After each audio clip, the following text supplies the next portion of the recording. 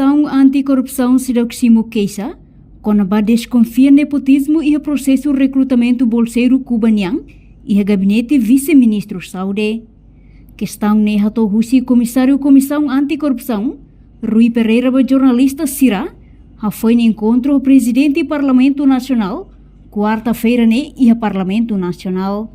Nyedihan, dadang ne kak sedang bele comentário, quando o assunto refere, tamba kak rasik sedang simo informação que keisa rumah, tamba ne kak precisa halo uluk identificação de recolha dados.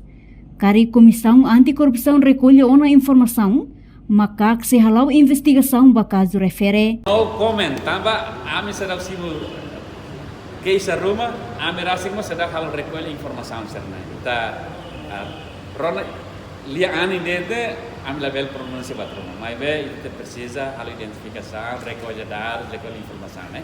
Dari pengirim identifikan informasi. Sim, orang berbeda kalau musuh kan ba akordi linia. Serviço serna ita lá ita borong hot no tempo lá iha, né be?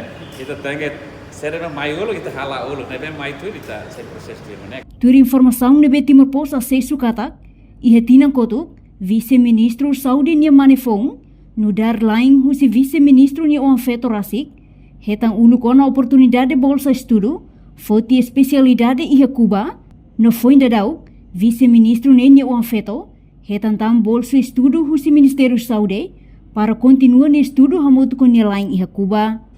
Portanto, bakazu ne, vice-ministro fortalecimento institucional Saudi, José dos Reis Magno antes ne hateteng, nia la iha competência onde decide ne o afeto retam bolsa estudo refere, mas bem ne competência equipa júri, no equipa júri makatene liu processo to retam bolseiro sira.